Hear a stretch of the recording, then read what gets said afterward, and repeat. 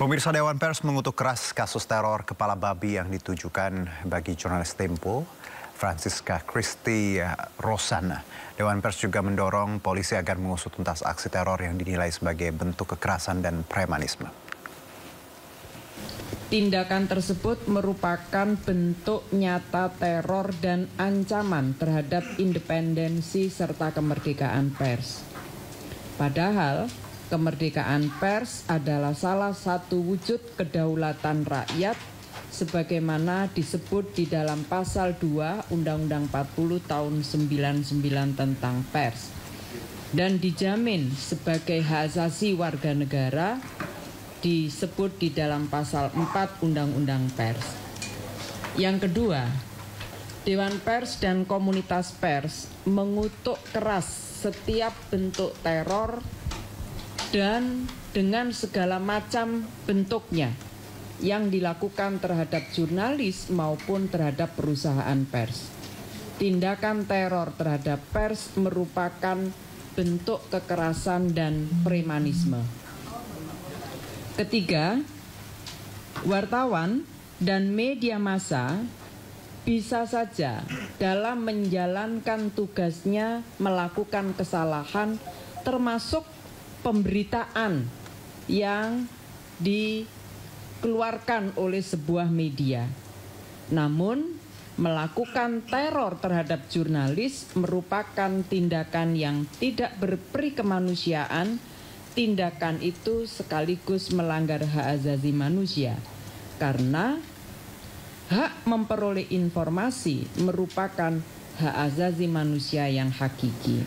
Komite Keselamatan Jurnalis Indonesia melaporkan teror kepala babi untuk jurnalis Tempo ke Barreskrim Polri. Teror ini dinilai sebagai pembunuhan simbolik bagi media dan jurnalis.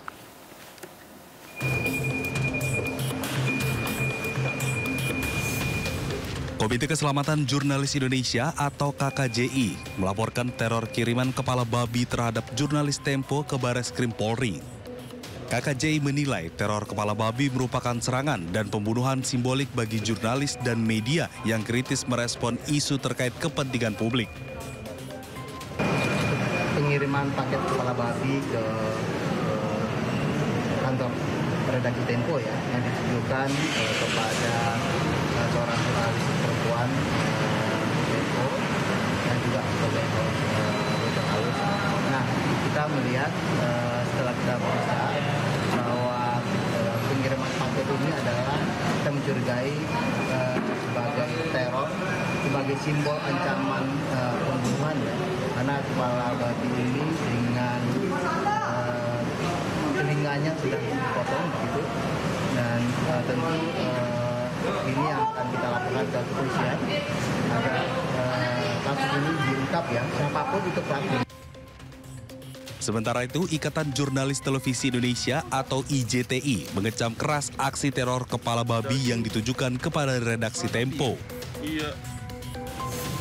IJTI mendesak polisi segera bertindak untuk menangkap pelaku teror serta mengusut tuntas kasus ini.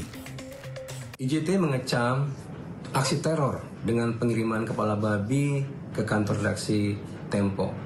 Ini adalah ancaman nyata terhadap keselamatan jurnalis, ancaman nyata terhadap kemerdekaan pers, dan juga ancaman nyata terhadap demokrasi. IJTI mendesak aparat kepolisian untuk mengusut tuntas dan menindak tegas pelaku teror tersebut. Pers tidak akan kalah oleh aksi-aksi teror seperti ini. Pers dan publik akan bersatu untuk menjaga bersama-sama kemerdekaan pers. Teror kepala babi dinilai bertentangan dengan Undang-Undang Pers yang menjamin kebebasan pers dari segala bentuk intimidasi dan kekerasan. Tim Liputan iNews melaporkan. Sementara itu, Kepala Kantor Komunikasi Kepresidenan Hasan Nasbi menanggapi santai teror kepala babi untuk jurnalis Tempo. Hasan Nasbi mengatakan agar kepala babi itu dimasak saja. Pengiriman kepala babi. Terus apa yang terjadi pas dikirim itu, apa yang terjadi? Ini semacam ancaman kepada para pers. Bebasan pers, Pak. Nah, udah dimasak aja. Kalau kepala babi mau dimasak, dimasak aja. Ada juga anggapan jadi ancaman pembunuhan begitu Pak? Gimana Pak responnya Pak? Enggak lah, saya lihat dari media sosialnya Francisca, yang wartawan Tempo itu, dia justru minta dikirimin daging babi. Itu kan semacam jokes saja, Pak. Iya, sama, artinya dia nggak terancam kan. Buktinya dia bisa bercanda, kirimin daging babi dong katanya. Tapi sudah diajukan ke Dewan Pers. Iya, kayak ini kan nggak tahu. Ini kan problem mereka dengan entah siapa yang ngirim. Buat saya nggak bisa kita tanggapi apa-apa ini. Problem mereka entah dengan siapa yang ngirim, apakah itu beneran seperti itu atau cuman jokes, karena saya lihat juga mereka menanggapinya dengan jokes. Ya, teror kepala babi diterima jurnalis Tempo yang merupakan reporter Desk Politik bocor halus melalui sebuah paket yang dikirim ke kantor redaksi Tempo di Kebayoran Lama, Jakarta Selatan. Buka langsung nggak? Buka nggak? Apa ya? Inilah sebuah paket yang ditujukan untuk jurnalis Tempo Francisca Christy Rosana atau yang dikenal dengan Cica, reporter Desk Politik bocor halus. Paket diterima di kantor Tempo di Jalan Palmerah Barat, Grogol Utara, Kebayoran Lama, Jakarta Selatan. Sebelum dibuka, tercium bau menyengat dari paket tersebut. Daging. Kepala babi kan? Iya. Bersama jurnalis Tempo lainnya, Cica pun memutuskan membawa paket keluar gedung yang ternyata setelah dibuka berisi kepala babi tanpa telinga. Paket diterima oleh security pada hari Rabu dan baru dibuka oleh Cica pada Kamis sore. Diduga kuat paket dikirimkan sebagai bentuk teror kebebasan pers. Dari informasi Satpam yang menerima paket tersebut, paket itu diterima mereka pada pukul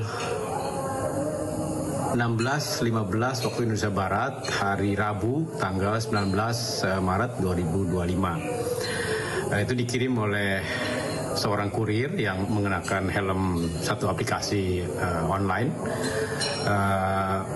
pada pukul tersebut, dan dia memakai sepeda motor.